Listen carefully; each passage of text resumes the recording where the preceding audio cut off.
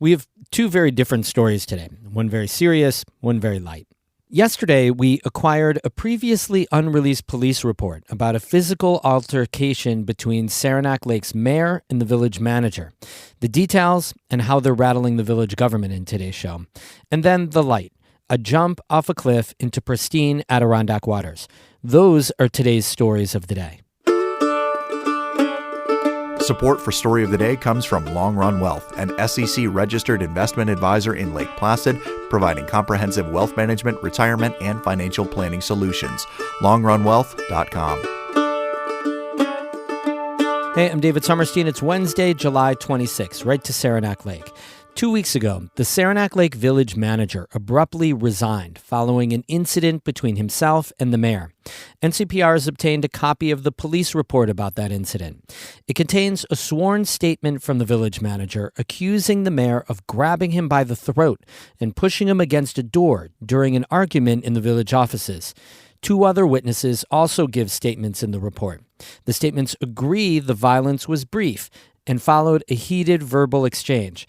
But there's disagreement about who initiated the alleged physical contact.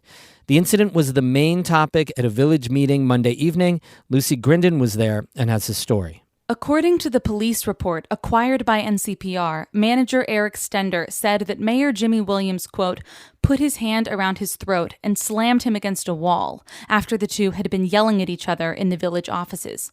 The report says Williams told the police chief that he thought the incident, which happened on July 11th, was just, quote, two guys blowing off steam. But an eyewitness, village employee Nicole McClatchy, told police the mayor appeared to be defending himself from Stender, who she said had, quote, cornered the mayor. Stender submitted his resignation the day after the incident. His last day of work is today. Neither Stender nor Williams wanted to press criminal charges. The incident has been referred to the village attorney as a workplace harassment matter. NCPR tried to reach Mayor Williams and Stender, but was unsuccessful. In the days since, the situation has divided the village board. Village trustee and now former deputy mayor Tom Copperas has been calling for the police report to be made public and the incident investigated further. At the meeting on Monday, the mayor removed Copperas as deputy mayor and appointed trustee Matt Scollin to take his place. I'd like to take a moment and thank Matt for agreeing to become deputy mayor. At this time, I will be appointing him to that position.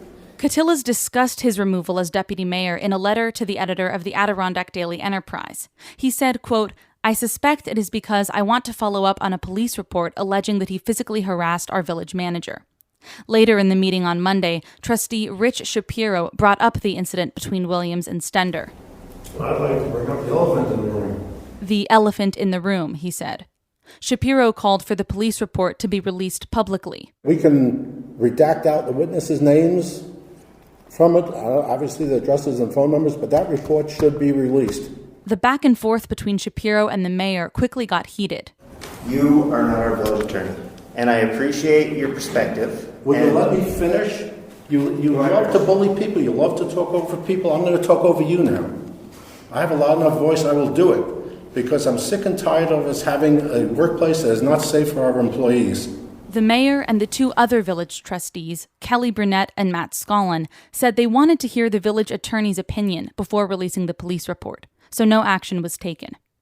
Since Jimmy Williams was elected mayor last November, village politics have been tense and often partisan. Williams is an independent who ran on the Republican line. Several trustees are Democrats. Shapiro says 10 people who used to work in the village office have left since Williams took office as mayor last spring. Saranac Lake resident Mark Wilson said at the meeting that he was frustrated the village attorney wasn't there. Why don't we have the village attorney at this meeting? Whose responsibility is it on the board to invite, to compel the village attorney to sit in on these meetings? Because you really need one. Another local, Dara Wenska, said the board was not putting the village first. I'm embarrassed by what has been going on in this little village. I'm embarrassed, and I expect more from all of you. After the meeting, the mayor would neither confirm nor deny that the change of deputy mayor was related to his altercation with Stender. There comes a point where it's nice to pass the torch on to the next group of folks coming up. the police report still has not been officially released. Resident Mark Wilson said the public should know what's going on. I think it's every citizen's obligation to pay attention to what's being done in their name, and this is a circus. The next village board meeting won't be for another 3 more weeks. Lucy Grindon, North Country Public Radio, Saranac Lake.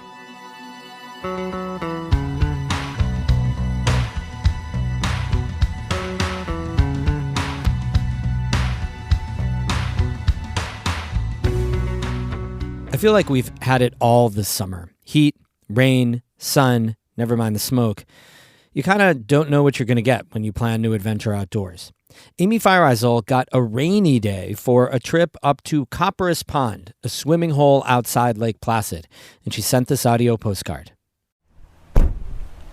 So I've just pulled off the side of Route 86 between Lake Placid and Wilmington.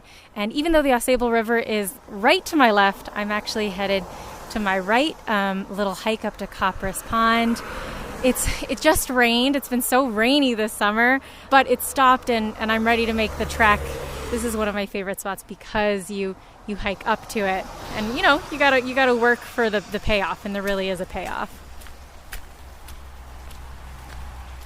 I'm headed up the trail. It's muddy as expected, but it is really, really steep. Oh no, the rain is starting again.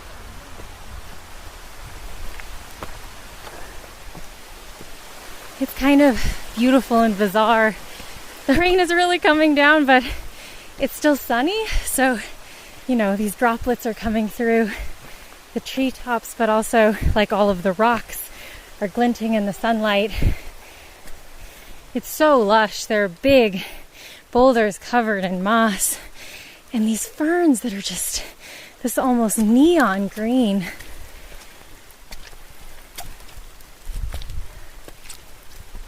So as I've been hiking, the rain has sort of been like steadily letting up, and it's just a little sprinkle now.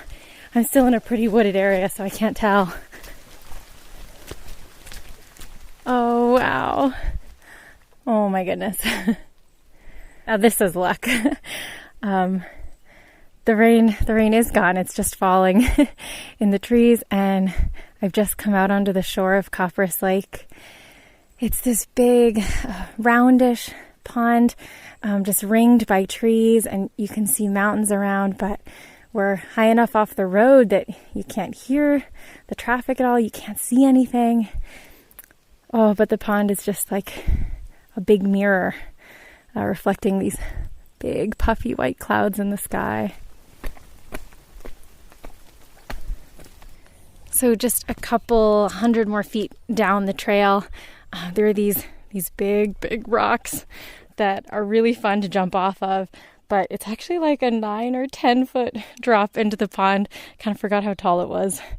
But this is really why I came here. And I don't know how long this little break in the rain is going to last. So I think I got to go for it. Ooh. Jump nice and far out. 3, 2, 1.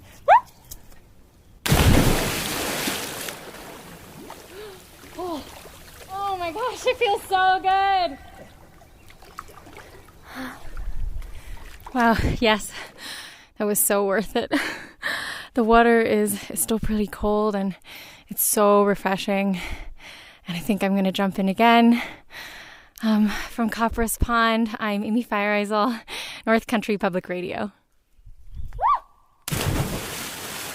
Great photos from Amy Feiereisel of her trip to Copperas Pond on her website, ncpr.org. More news there all the time. Of course, music today by Eddie Lawrence of Moira and B Children of Canton. I'm David Sommerstein, North Country Public Radio.